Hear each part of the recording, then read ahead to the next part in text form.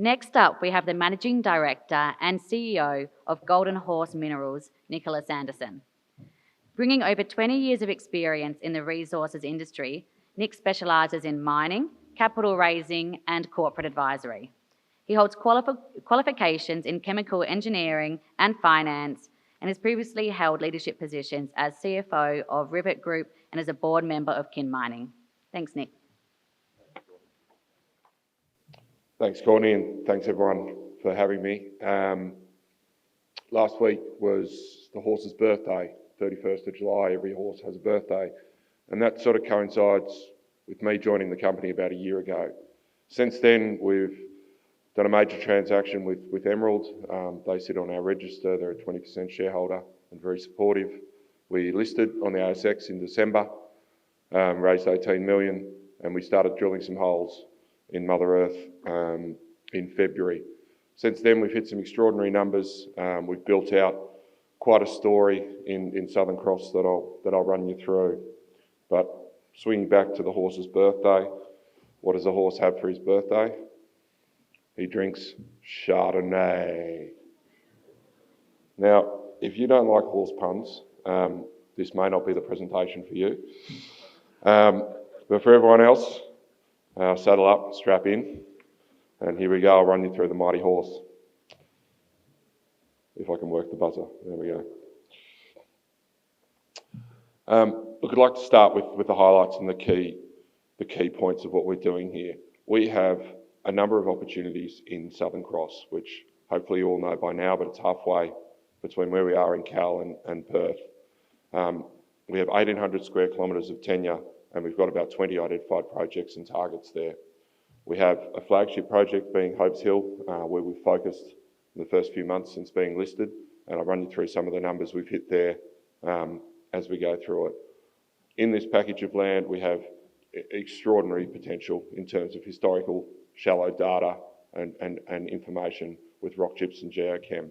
What we don't have is deep drilling in what has been an underexplored region, in the last 20, 30 years, and that's what we're looking to change. We've got a great little team. I'm running it with, so it must be great. We've got Graham Sloan on the board, ex-Karora, and Fosterville, one of the Agnico initial assets as well. Just to link it in, what we did when we listed is we made a commitment to our shareholders that we would be really on top of our news flow and try and keep that consistently coming out. And we've done that over the last 6 months. And I'll fill you in on everything we've done. So what we're trying to achieve is we want to build a significant, resource base in the next 18 months and get one, if not more, of these assets into a production-ready state. Since we started drilling in February, we've drilled close to 15,000 metres, which is good. We've got another 20 to 30,000 planned for the back half of this year. We started with one rig in February. We brought on a diamond rig in June, second RC rig in July, and we'll bring a third one on in August. We've hit some fantastic numbers, which I alluded to early. We hit 40 metres at 4.5 grams. We've hit 60 at 2.5 grams, and a number of other intersections.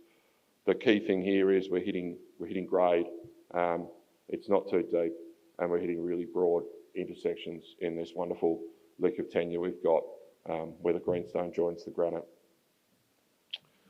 In terms of our corporate overview, we did a little placement in June. The second half of that has come through this week. So we've now got more than 20 million of cash in the bank. So plenty of coins in the saddlebags.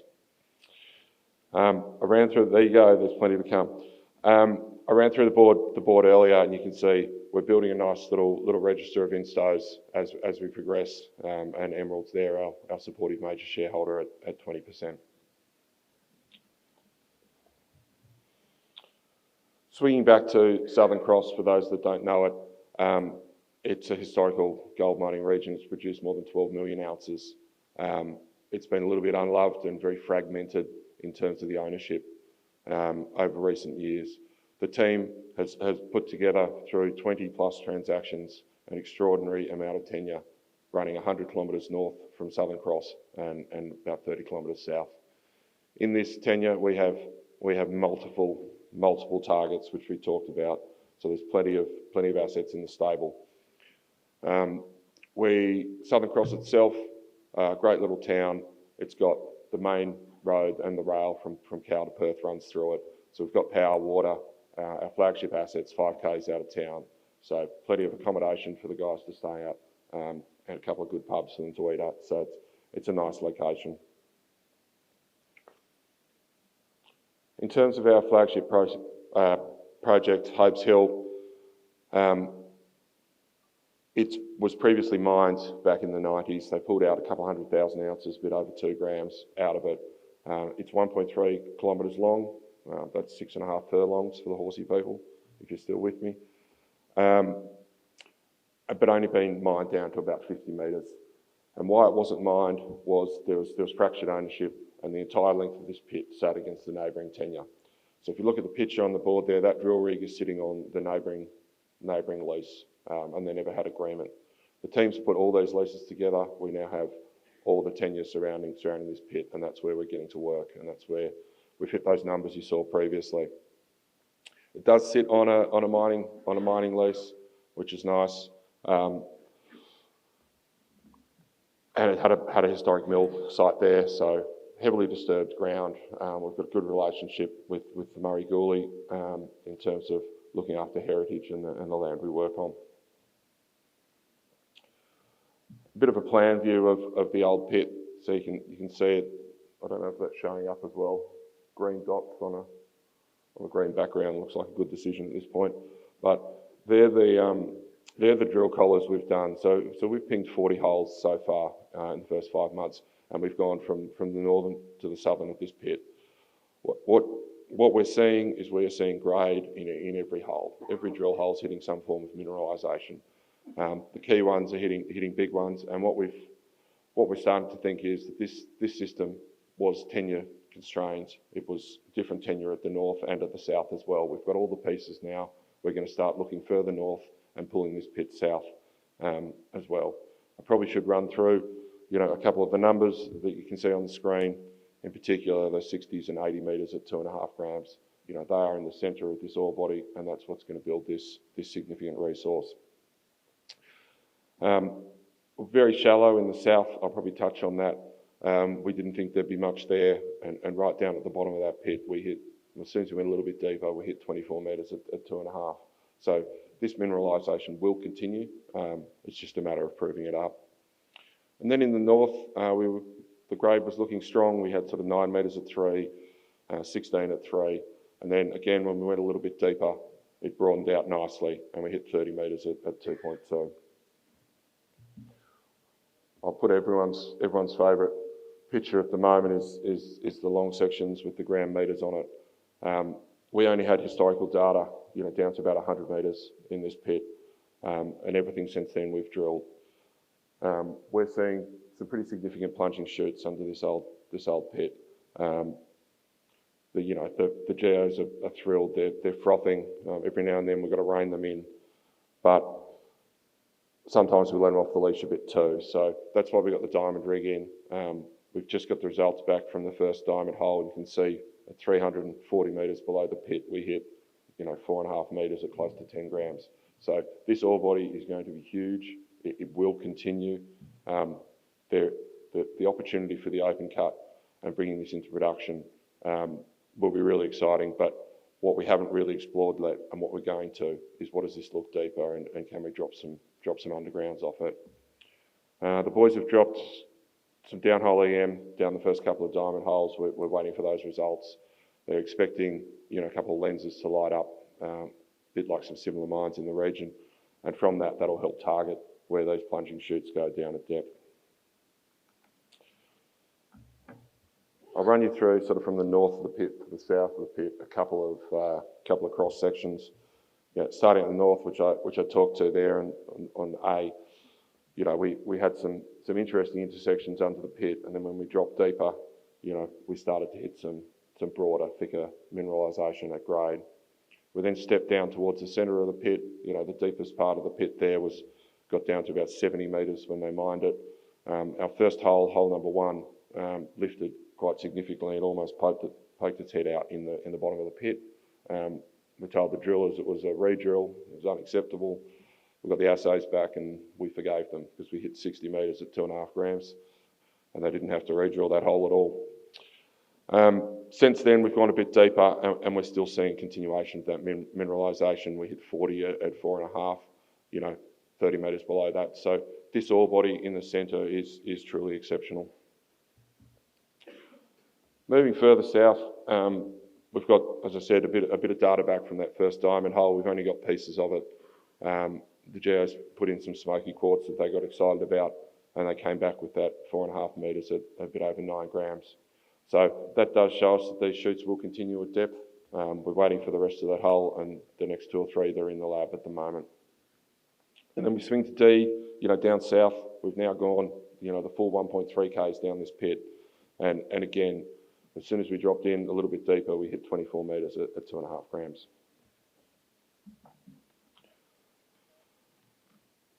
Having a bit of a look here at the purple little circle, which that one works better. There is Hopes Hill, that's the 1.3 k's, but what we like about this is we think this is a 6 to 8k sort of strike extension. You can see right at the top of the screen a little pit that's called Pilot, and then down the bottom there is a pit called Fraser's that's pulled out more than 500,000 ounces, and there's the town in the middle. Right on that intersection where the greenstone hits the granite, that's where we found all the mineralisation. We're getting a 4th rig on site that's going to really start pulling this pit down while the main ones are busy drilling out those numbers and that resource.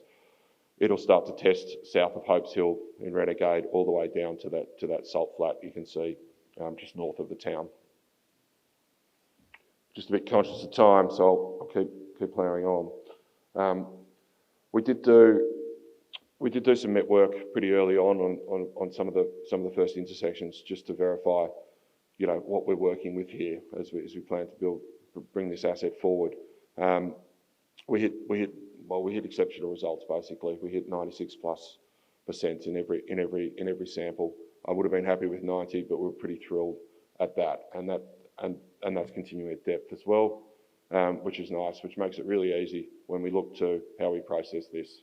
It'll be a simple CIL plant, of which there are a couple in the region, and there's another one being built just north of us at the moment.